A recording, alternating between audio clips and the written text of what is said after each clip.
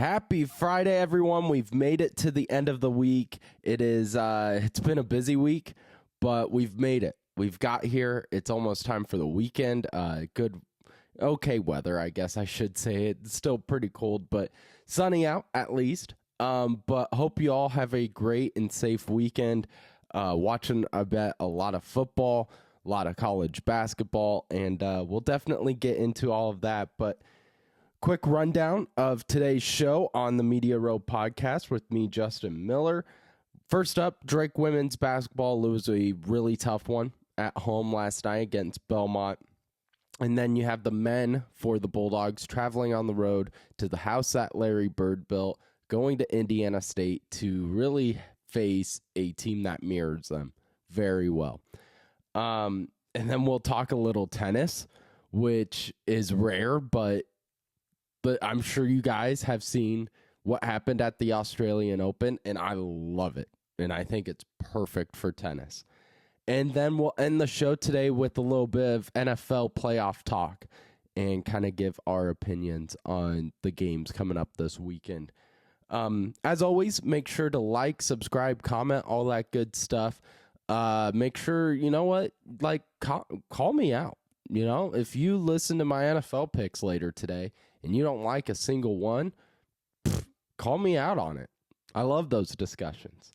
And then if you have any ideas of, you want to hear more of a certain team or more of a certain conference, go ahead, put it in the comments. Love to hear from all the listeners, and got actually some fan mail for the first time. So I appreciate that. And we're grinding. We're getting this thing up and rolling. And it's just going to take all of you continuing to support, and I appreciate it. So let's jump into what happened last night. Was at the game last night for Drake versus Belmont, and knew it was going to be a battle. If you listen to the interview I did with Hunter Phillips, who's the play-by-play announcer for Drake women's basketball, earlier this week, we previewed how tough this two-game stretch was going to be for the Drake Bulldogs. 2 games in 3 days, that's not rare. But going up against some of the Valley's best in that short time stretch, that's tough. So you're at home for both, which is huge. But we knew Belmont was going to put pressure, and Hunter nailed it. So he said earlier this week that if there's a defense that will give Katie Dinnebier and the Drake backcourt some issues, it would be the Bruins. And that's exactly what they did. They made the Bulldogs look flustered. A veteran team, a team that has played together for a long time, a coach that knows what she's doing in Pullman, has had great success. To lose 80-65 on your home court in the way they lost was very unusual. And we'll go through that, but just going back to how Hunter was talking about what, Jones would be able to do in the backcourt to Katie, and just that defense. I mean, it was really impressive to watch. I haven't seen Drake look flustered like that before. And that's why they lost. They turned over the ball way too much. 17 turnovers. They couldn't force turnovers. The shot selection wasn't the best. They were trying to force passes inside the paint to Anna Miller. Anna Miller was getting stripped in the paint. She cleaned it up in the second half, but in that first half, she was taking multiple dribbles, and teams would just crash down. The Bruins would just crash down and steal the ball. I remember texting someone being like, I think Anna Miller at halftime is going to have like a 2-dribble limit just because of how aggressive Belmont has been playing. So the biggest thing I learned from this game, as Drake lost 80-65, was this team relies on fast break points so much. And Belmont knew that coming in, and they created a all-star game plan where, they could survive turning over the ball, but they were going to stop any sort of momentum from Drake, any sort of fast break. And Drake likes to do kind of those home run, just like float them up passes to the next person hustling down the court, usually like Ava Hawthorne, Courtney Becker. And they would tip those passes. They would cause issues. They would get in front of the person hustling down. They were stopping any sort of fast break. Drake forced 11 turnovers, but only got 10 points off of fast break. And only 13 points off of turnovers. And we just saw that was, I think, what caused this game to get out of hand is Drake just couldn't get what they wanted. Drake's bread and butter is moving down the court at an extremely fast pace. And Belmont was doing everything correct, getting inside of passing lanes, making things frustrating for Katie Dinnebeer. She could not get downhill consistently. She had a few moments where she could, but overall, this team played physical. They bumped into Drake.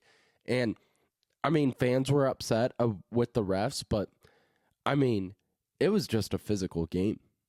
And I think Drake plays a physical style of defense, and Belmont just outplayed them that night. Belmont was just the better team last night. They shot over 50% in 3 of the 4 quarters. They shot 69% in the second quarter, which really, that was when you started to see things click for the Bruins. They shot 9 of 13, 2 of 3. Came out of halftime, shot 8 of 16, 4 of 7 from deep. And the only thing Hunter didn't nail was he said Tootie Jones won't be looked on as the offensive scorer, but Tootie Jones last night, the guard, 22 points leading the Bruins. Shot 9 of 15, 4 of 9 from deep. And Belmont just, they played a really clean style offense where they weren't forcing anything. They were taking what Drake was giving them, and Drake was trying this 2-3 zone, and Belmont broke it to perfection, getting it into the middle of the free throw lane, getting players extended mid-range around the elbows at the free throw line. And you had Tootie Jones nailing shots. You had Jalen Banks nailing shots. Chappell nailing shots. Holmes playing extremely well. They had 4 players put 15 or more points up last night, which then you look at the Drake box score, and it's not unusual for this Drake team to go through Katie and Anna as your offensive powerhouses, but no one else could really get into a rhythm to help them out. It was just a 2-player game. You heard Larry Morgan say it on ESPN+. 21 points for each player. Katie shot 8 of 13. Anna shot 7 of 12. They were starting to get Courtney Becker into it more often in that second half with pick and rolls, but it got to a point where you needed to start hitting threes, and Drake just couldn't. 6 of 25 from deep, while you give up 10 of 26 from Belmont. And another thing that was very unusual for this Drake team was the rebounding effort. Usually Drake has been fairly good at rebounding the basketball. And a shot would go up, and there'd be 3 Belmont players in the paint as soon as that shot hit the rim. And that was very weird to me. I don't know if that's part of the 2-3 zone that they just, but usually you have 3 players already around that area. But I don't know if it was something with that. I don't know what it was. But Drake gets out rebounded only by 1, but it didn't feel like that. 33 rebounds for Belmont, 32 for Drake. They had 9 offensive boards. And again, those numbers, they don't sound crazy off, but they don't match what you watched. Like, go back and watch that game, and you feel like maybe it was just every time Drake was about to get on a run, they would get an offensive rebound. And you saw that. Second chance points, that's where it was really different. Only 2 second chance points for the Drake Bulldogs. 14 for Belmont. So that was the game changer right there, is they were getting extra possessions and they were taking advantage of it. And then secondly, Drake just could not get out into transition. We saw how important it was for Drake to get out into transition, and Belmont just had a great game plan and executed it to perfection against Drake.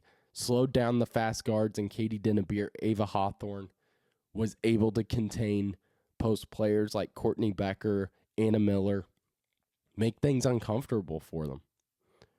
So the Drake women lose 2 big streaks now. 9-game winning streak, gone. 19-game Missouri Valley Conference game winning streak, gone. And hopefully now, since you're going up against Murray State, who isn't a great defensive team, but is well coached, and is a really strong offensive team, is going to present another challenge. But maybe this game pisses you off. Maybe this game motivates you now. And you could tell, Allison Pullman didn't come and do a press conference. And I don't blame her. Like, I love Allison Pullman. But maybe, this one's going to ignite a fire, I think. I think this one ignites a fire in Drake. And we knew the Valley, it's going to be tough. Drake was not going to go unbeaten in the Valley. But losing at home by 15, that just sits wrong. And I'm sure it does with the coaches, and I'm sure it does with the players too. So Drake at 2 o'clock plays Murray State, pink game, which is always fun. I'll be at the game, so of course, as always, make sure to follow all over on social media.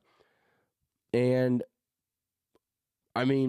this Murray State team is going to present some real challenges to a Drake defense that struggled to contain a Belmont team that is balanced, but leans more on defense, and gave up 80 points for the first time in Valley play and gave up 10 threes. So excited to see what Pullman is able to watch on film, get a day of practice in, and really get this team ready for 2 o'clock on Saturday.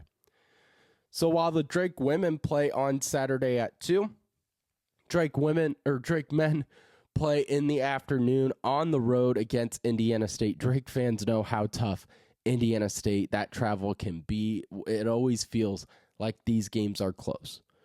They always are close. And these two teams this season have had really successful seasons for what they were handed with, come August. These are two teams that are very similar in a lot of fashion. So one, start of the year, you have Indiana State, much like Drake, lose their head coach, lose their best player, and a lot of players leave. Drake lose DeVries and Tucker DeVries to West Virginia. A bunch of players transfer. You had Connor Enright the other night for DePaul, almost beat Marquette, but a late turnover by Enright kind of put that game away. But you have a lot of your big names leave, and then you bring in two coaches. And these two teams have, I think, surpassed what a lot of people thought would happen. Now, we're starting to see Indiana State struggle. Drake is starting to fix what they've struggled with. But the biggest comparison between these two teams is how this game, funny enough, is going to come down to bench play. Funny how we would think that, right? It seems like we say that with every Drake game. But this one especially, the winner of this one has more points coming from their bench because you have great guards. Samaj Teal is averaging like 17 points a game, and you have Bennett Sturts, who's averaging about 18 points a game. Those two, they will get theirs. We know they will always get theirs. But who is going to step up? For Indiana State, it's been Daughtry lately. And for the Drake Bulldogs, man, it feels like it could be anyone. Isaiah Howard, if he gets opportunities, could go off. Tavion Banks has had some really strong games off the bench. Abreu, can he start heating up after he put up 20 plus the other night? And so it really just comes down to which starters are going to get help, which star players are going to get help from their team. If this becomes a shooting match, it leans heavily to Indiana State.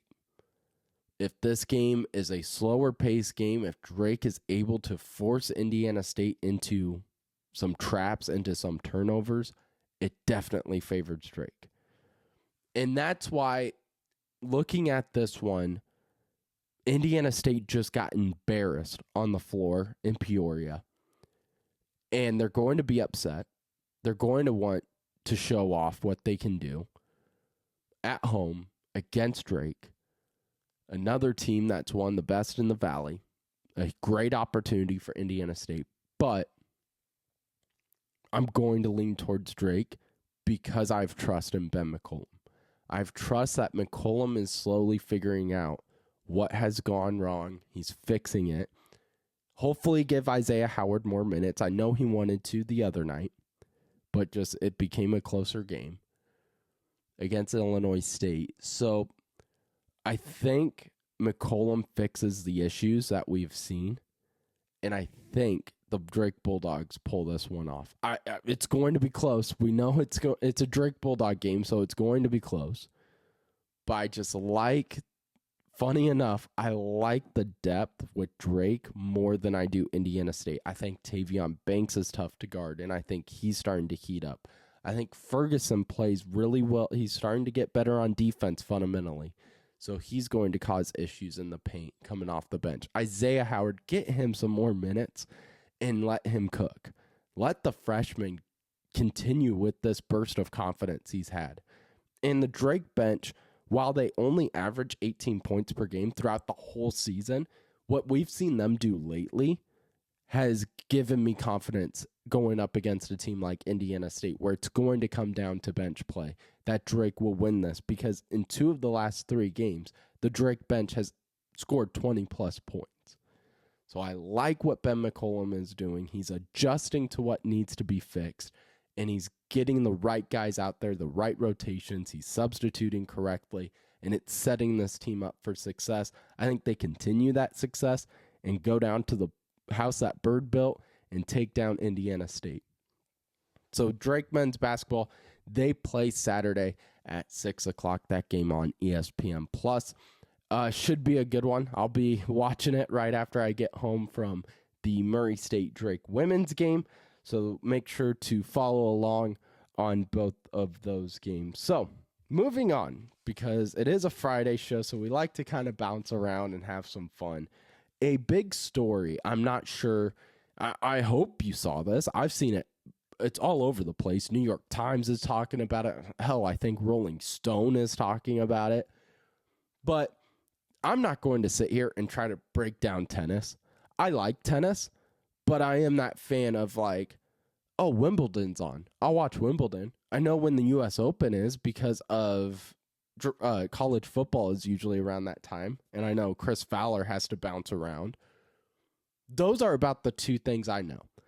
But before this story even happened, if you would have sat me down and said, name an American tennis player, man or woman, is Serena Williams still playing? That's where I'm at. I know she's not. But I'd have to sit there for a second. I like tennis, but that's one of the issues with tennis is we don't really know any American stars. But a name people are starting to learn is by the name of Danielle Collins. So Danielle Collins, a women tennis player from America, goes in the Australian Open and plays the villain role to perfection. Oh my goodness. So fans booing her, and she's blowing kisses, smacking her backside, telling them to basically kiss her ass. And I love it. And her post-game interview was fantastic.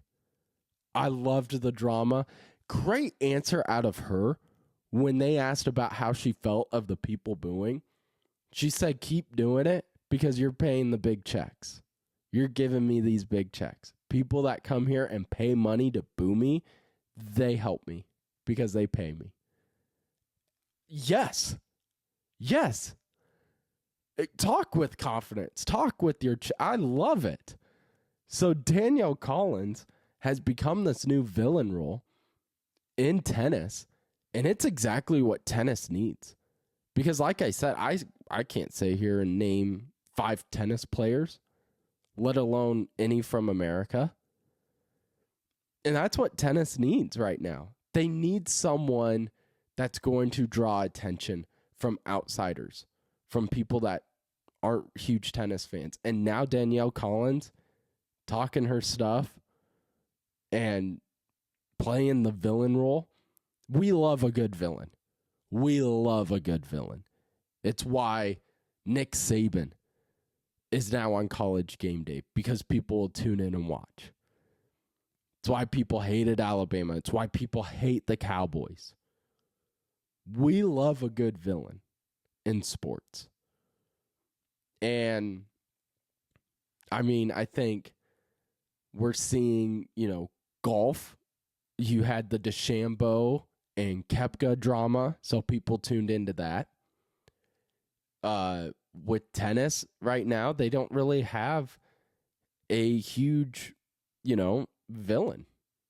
At least, these are all from my perspectives. You guys could comment and be like, haven't you watched so-and-so? And I'd probably say no. But this is awesome.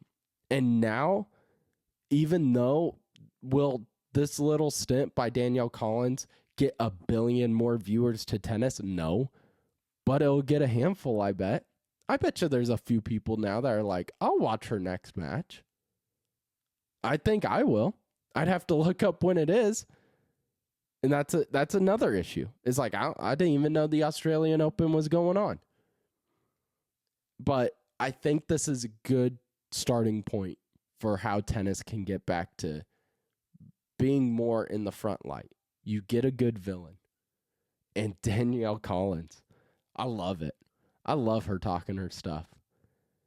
Blowing kisses to the fans, talking trash after the post-game conference, doing it all with confidence. Yeah, you just won. Go ahead, talk your stuff. So a little tennis talk on Media Row. Something new, something we don't usually do that often. But before we wrap up today's show, we have to make sure to talk about the NFL playoffs. Last week with the NFL wild card, talked a little bit about the Saturday games. Didn't go through all the games just because we had so much Missouri Valley talk. I will make sure to go through all these divisional games, and we'll keep track of the record, because I know my record with the college football playoff wasn't the best. Hopefully I won you some money when you picked against me, because more than likely you were right and I was wrong. But let's get into the NFL playoffs. Bills versus Ravens is the first game we're going to talk about, because that is the game of the weekend. I could even go out on a limb and say this is the true AFC championship game, because I'm still not 100% on the Chiefs. The only reason everyone is saying the Chiefs are dangerous is just because it's the Chiefs. But you take what they've done over the season and you slap a Vikings logo on the side of their helmet, you slap a, Dolphins logo. Everyone's going, yeah, but they're the Dolphins. Yeah, but they're a fake 14-win team. That is what people would say. But because we know Coach Reed is a Hall of Fame coach, and Patrick Mahomes can still work his magic, they still have really good players, an okay defense, and in the playoffs it's just different. While we know all of that is why we're scared of the Chiefs. But right now, if you put any logo that is not the arrowhead on the side of their helmet with keeping everything the same, we talk about the Chiefs a lot different. So you can make a point that this Bills-Ravens game is the true AFC championship game. It is the MVP game for sure, because right now you have Josh Allen and Lamar Jackson fighting for that MVP spot. and it's been a huge conversation. And I love the conversation because I see both sides. You have people on the Lamar Jackson side saying Lamar Jackson should get it because look at what he's done. Look at how many yards he's passed for and how many touchdowns. And he only thrown 4 interceptions. I get that. But look at what Josh Allen has done with what he has. I mean, he loses Stephon Diggs, his main receiver. The Bills in the offseason got rid of like every star player on defense. So the Bills were kind of left for dead. And right now, if I had a vote for MVP, I would vote for Josh Allen. So Josh Allen didn't have a top 10 running back. He did not have a top 30 wide receiver. And he had a defense that gave up 21 points per game and over 340 yards a game. And he still went out there and put out a team that looks like they could go to the Super Bowl. And then you look at Lamar Jackson, and yes, his numbers are fantastic. And he's been really consistent this year. And Lamar Jackson, though, has Derrick Henry, the second best running back in the league. He has a top 15 wide receiver in Zay Flowers. I know he's banged up now in the playoffs, but I think he's playing on Sunday. But he had a top 15 wide receiver in Zay Flowers. And then he had a defense that only allowed like 315 yards. Now, it's not a great defense, but still, that's way better than over 340 again. So this game, I think, is going to either help some people's arguments or lessen some people's arguments. This is one of the perfect scenarios for MVP because I'd be happy with either of them winning. Sure, I just made my case for Josh Allen, but it is to argue against the numbers of Lamar Jackson.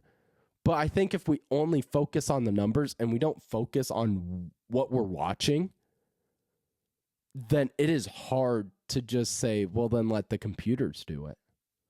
Just give it to whoever throws the most touchdowns. You know, that's what we should just do if you're just going to only focus on the stats. So Bills versus Ravens. I'm going with the Bills in this one because of just the atmosphere Buffalo brings. The Ravens having to go to Buffalo is going to be really tough. I am concerned how this Buffalo defense will compete against Derrick Henry. I mean, we've said it all year long. The duo of Lamar and Henry is so unfair. But I just like the home field advantage for Buffalo. And they have just looked really good. And they're going to remember what Baltimore did to them earlier this year where they kind of blew them out. They're going to be able to fix some of those mistakes. It's going to be a really close game and a high-scoring game. I think this game could be like a 41-38 Buffalo win. So I'm taking Buffalo versus the Ravens. Then we move on to the other AFC divisional game, Houston at Kansas City. Kansas City favored by 8 points. I think that's a lot because Kansas City, they're not blowing teams out this whole year. It feels like their games are 16-13 finals. And that's kind of where I see this game being, like a 21-17 type game. Houston, man, thought they would play a little better.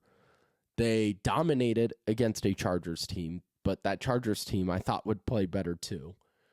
So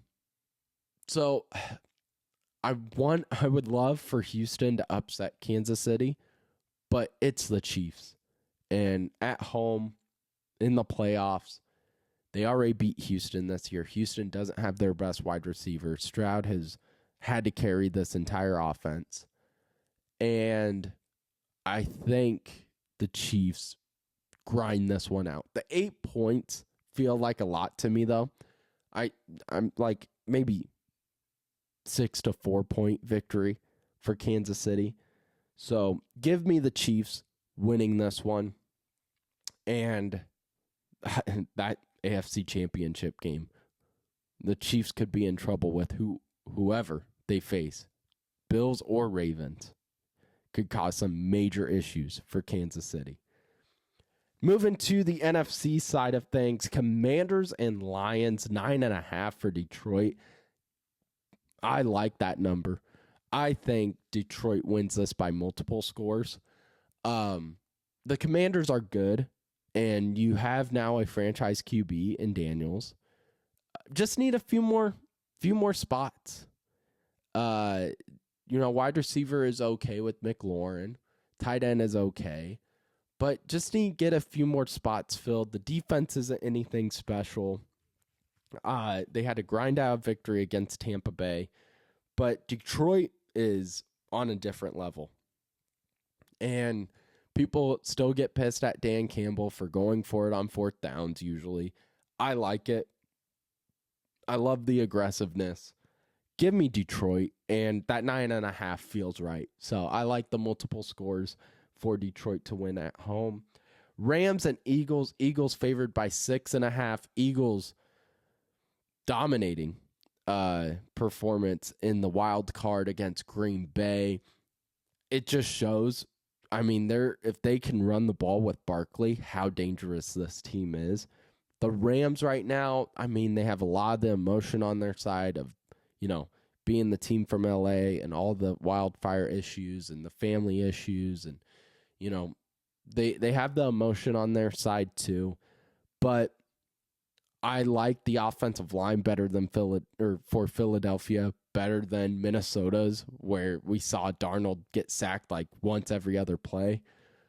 I think the Eagles win this one off the legs of Barkley, and the Rams are a good team. They'll keep it close for the most part, I believe, but maybe halfway through the third quarter, we start to see the Eagles get an interception or something that kind of seals the game, where they're able to go up by 2 touchdowns or 10 points or something like that. So the 6.5, I like the Eagles to win more than by just 6, but I think it'll be a closer game for the most part, but just a few Rams mistakes will lead to the Eagles winning this weekend.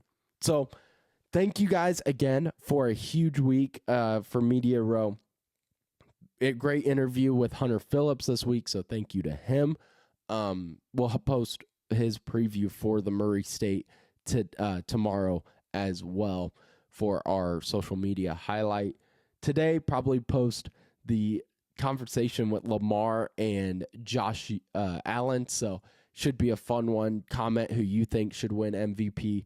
And as always, follow us on social media. We'll be keeping everyone updated with the Drake women playing at 2 versus Murray State, and the Drake men playing later on Saturday at Indiana State. So have a great and safe, fun weekend. We'll be back Monday at 2 o'clock for Media Row with Justin Miller.